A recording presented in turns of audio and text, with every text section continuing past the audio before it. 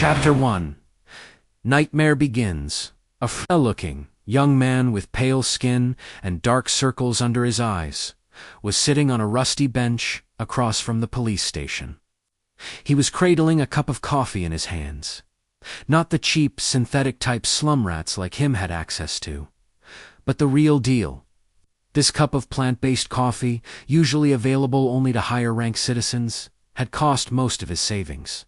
But on this particular day, Sonny decided to pamper himself. After all, his life was coming to an end. Enjoying the warmth of the luxurious drink, he raised the cup and savored the aroma. Then, tentatively, he took a small sip and immediately grimaced. Ah, so bitter. Giving the cup of coffee an intense look, Sonny sighed and forced himself to drink some more. Bitter or not, he was determined to get his money's worth. Taste buds be damned. I should have bought a piece of real meat instead. Who knew actual coffee is so disgusting? Well, it's going to keep me awake, at least.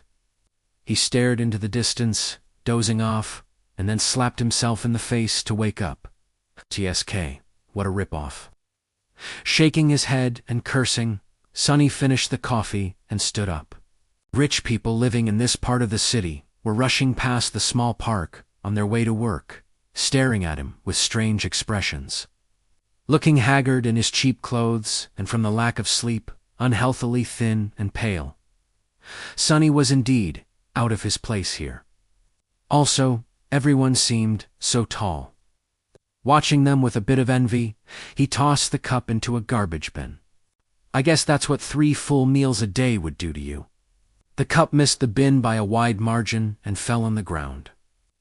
Sonny rolled his eyes in exasperation, walked over and picked it up before carefully putting it in the trash.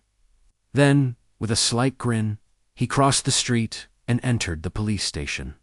Inside, a tired-looking officer gave him a quick glance and frowned with obvious distaste. "Are you lost, boy?" Sonny looked around with curiosity, noting reinforced armor plates on the walls and poorly hidden turret nests in the ceiling. The officer, too, looked scruffy and mean. At least police stations remained the same wherever you go. "Hey, I'm talking to you." Sonny cleared his throat. No." Then he scratched the back of his head and added, "As demanded by the 3rd Special Directive, I am here to surrender myself as a carrier of the nightmare spell." The officer's expression instantly changed from irritated to wary. He looked the young man over once again, this time with piercing intensity. "Are you sure you are infected? When did you start showing symptoms?" Sonny shrugged. "A week ago." The officer became visibly paler. "Shit." Then, with a hurried motion, he pressed a button on his terminal and bellowed, "Attention. Code black in the lobby. I repeat, code black." The nightmare spell first appeared in the world a few decades ago. Back then, the planet was just starting to recover from a series of devastating natural disasters and subsequent resource wars. At first, the emergence of a new disease that caused millions of people to complain about constant fatigue and sleepiness did not attract a lot of attention. But when they started to fall into an unnatural slumber, with no sign of waking up even days later, governments finally panicked. Of course, by then, it was already too late. Not that an early response could have made any difference. When the infected started dying in their sleep, their dead bodies turning into monsters, no one was ready. Nightmare creatures quickly overwhelmed national militaries, plunging the world into complete chaos. No one knew what the spell was, what powers it possessed, and how to fight it. In the end, it was the awakened, those who survived the first trials of the spell and came back alive, who put a stop to its rampage. Armed with miraculous abilities earned in their nightmares, they restored peace and created a semblance of a new order. Of course, it was only the first of the catastrophes brought upon by the spell. But as far as Sonny was concerned, none of it had anything to do with him. Not until a few days ago. That is, when he first started having trouble with staying awake. For an average person, being chosen by the spell was as much of a risk as an opportunity. Kids learned survival skills and fighting techniques in school, on the off chance of being infected. Well-to-do families hired private tutors to train their children in all sorts of martial arts. Those from the awakened clans even had access to powerful legacies, wielding inherited memories and echoes in their first visit to the dream realm. The richer your family was, the better your chances of surviving and becoming an awakened were. But for Sonny, who had no family to speak of and spent most of his time scrounging for food instead of going to school, being chosen by the spell presented no opportunity at all. To him, it was basically a death sentence. A few minutes later, Sonny was yawning, while several policemen were busy putting him in restraints. Soon, he was fastened into a bulky chair that looked like a weird mix between a hospital bed and a torture device. The room they were in was situated in the basement of the police station, with thick armored walls and a formidable-looking vault door. Other officers were standing near the walls, with automatic rifles in their hands and grim expressions on their faces. Sonny did not particularly care about them. The only thing he could think about was how much he wanted to sleep. Finally, the vault door opened and a gray-haired policeman walked in.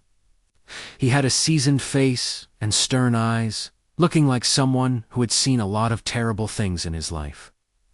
After checking the restraints, the policeman glanced quickly on his wristwatch and then turned to Sonny. "What's your name, kid?" Sonny blinked a few times, trying to concentrate, then shifted uncomfortably. "Sunless?" The old policeman raised an eyebrow. "Sunless? That's a strange name." Sonny tried to shrug but found himself unable to move. "What's so strange about it? At least I have a name. Back in the outskirts, not everyone even gets one." After another yawn, he added, "It's because I was born during a solar eclipse. My mom had a poetic soul, you see. That's why he got this weird-ass name, and his little sister was called Rain. Back when she still lived with them, at least. Whether it was the result of poetic imagination or simple laziness, he did not know." The old policeman grunted. "Do you want me to contact your family?" Sonny simply shook his head. "There's no one. Don't bother." For a second, there was a dark look on the policeman's face. Then his expression turned serious. "All right, Sunless. How long can you stay awake?" Not long," the policeman sighed. "Then we don't have time for the full procedure. Try to resist for as long as you can, and listen to me very carefully. Okay?" Not waiting for a response, he added, "How much do you know about the nightmare spell?" Sonny gave him a questioning look. "As much as anyone, I guess. Who doesn't know about the spell? Not the fancy stuff you see in dramas and hear in the propaganda broadcasts? I mean, how much do you really know?" That was a hard question to answer. Don't I just go into the dream realm? Kill a few monsters to complete the first nightmare? Receive magic powers and become an awakened? The old policeman shook his head. "Listen carefully. Once you fall asleep, you will be transported inside your first nightmare. Nightmares are trials created by the spell. Once inside, you will meet monsters, sure, but you will also meet people. Remember, they are not real. They're just illusions conjured up to test you." "How do you know?" The policeman just stared at him. "I mean, no one understands what the spell is and how it works, right? So how do you know that they're not real? You might have to kill them, kid. So do yourself a favor and just think about them as illusions." "Oh." The old policeman waited for a second, then nodded and continued. "A lot of things about the first nightmare depend on luck. Generally, it shouldn't be overwhelmingly hard. The situation you're in, the tools you have at your disposal, and the creatures you have to defeat should be within the range of your abilities, at least. After all, The spell sets up trials, not executions. You're a bit disadvantaged, due to, well, your circumstances. But kids from the outskirts are tough. Don't give up on yourself just yet. Sonny was getting more and more sleepy. It was becoming hard to follow the conversation. About those magic powers you mentioned? You will indeed receive them if you survive until the end of the nightmare. What those powers will be, exactly, depends on your natural affinity as well what you do during the trial. But some of it will be at your disposal right from the start. The voice of the old policeman sounded more and more distant. Sonny's eyelids were so heavy that he was struggling to keep his eyes open. Remember, the first thing you must do once inside the nightmare is to check your attributes and your aspect. If you get a combat-oriented aspect, something like a swordsman or an archer, things will be easier. If it is reinforced by a physical attribute, then that's even better. Combat aspects are the most common, so the probability of receiving one is high. The armored room was growing dimmer. If you're unlucky and your aspect has nothing to do with combat, don't despair. Sorcery and utility aspects are useful in their own ways. You'll just have to be smart about it. There are really no useless aspects. Well, almost. So just do anything in your power to survive. If you survive, you will be halfway to becoming an awakened. But if you die, you'll open a gate for a nightmare creature to appear in the real world. Which means that my colleagues and I will have to deal with it. So, please don't die, Sunless. Already half asleep, Sonny felt a bit touched by the policeman's words. Or, at least, try to not die right away. The nearest awakened won't be able to get here for a few hours. So we would really appreciate it if you don't make us fight that thing ourselves. What? With that last thought, Sonny finally slipped into a deep slumber. Everything became black. And then, in the darkness, a faintly familiar voice rang. Aspirant, welcome to the nightmare spell. Prepare for your first trial.